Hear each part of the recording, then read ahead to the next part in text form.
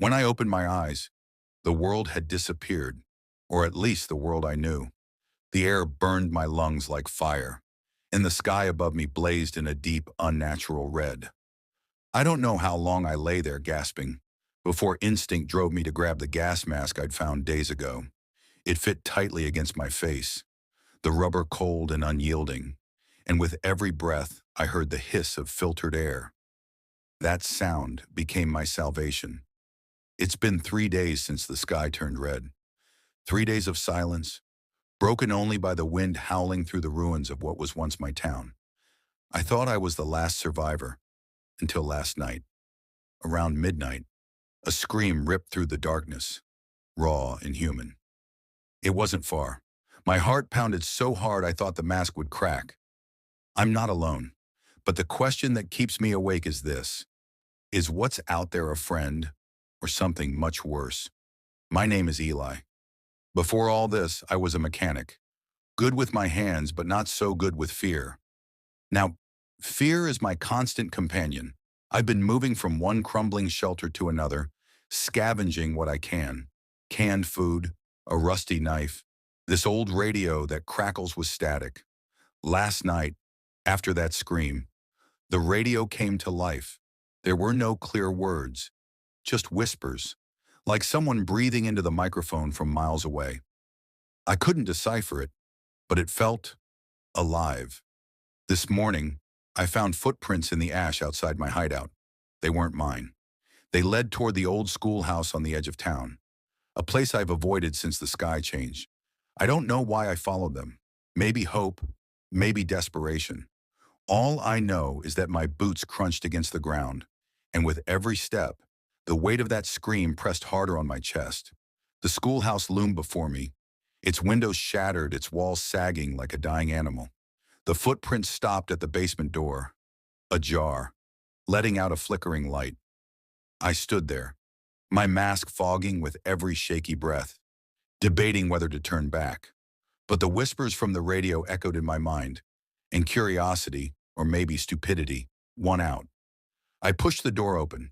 The air inside was thick, heavier than outside, and the light came from a single bulb hanging from the ceiling, swaying. The basement smelled of mold and something metallic, like blood. On the far wall, someone had scratched a message into the concrete. They come at dawn. My watch read 5:45 a.m. Dawn was minutes away. My blood ran cold. Who were they? Survivors? Something else? I searched the room and found an abandoned backpack. Inside was a journal, its pages yellowed and torn. The last entry read, "The air changed them. They're not human anymore. Hide. Run. It's too late for me." The handwriting was frantic, the ink smeared. I dropped the journal, my hands trembling. The radio in my pocket crackled again, louder this time, and I swore I heard my name. Eli, buried in the static. I grabbed the backpack and the knife I carried, its blade dull but better than nothing. My mind raced. Should I stay and face what was coming, or run and hope to survive? The thought of that scream, of someone else out there, maybe still alive, kept me from fleeing. I decided to wait, hiding behind an old desk. My eyes fixed on the basement stairs. The silence was suffocating, broken only by the ticking of my watch as it approached 6 a.m.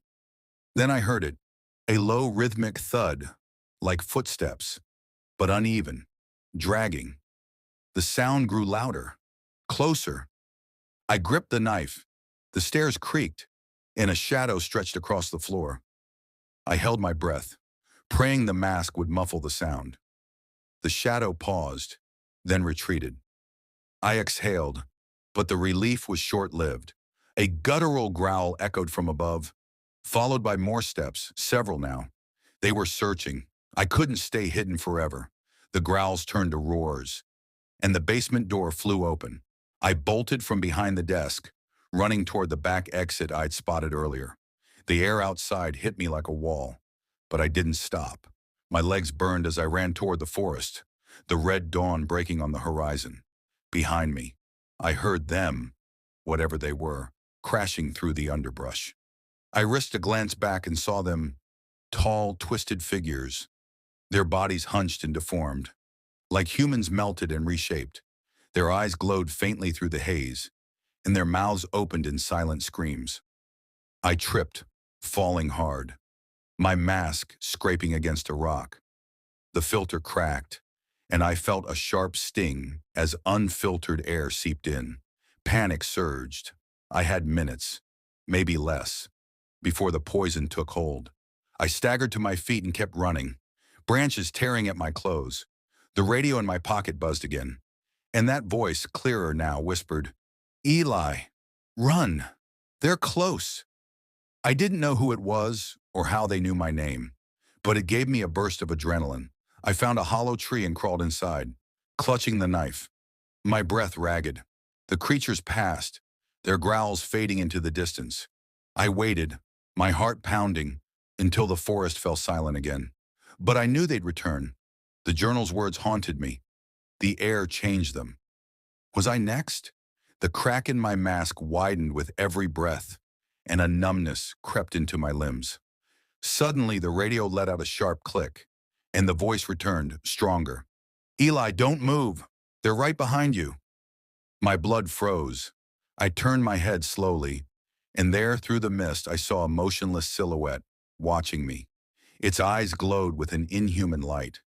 The numbness overtook me, and everything went black. When I awoke, the forest was calm, but something inside me had changed. Did I survive, or have I become one of them? Only time will tell.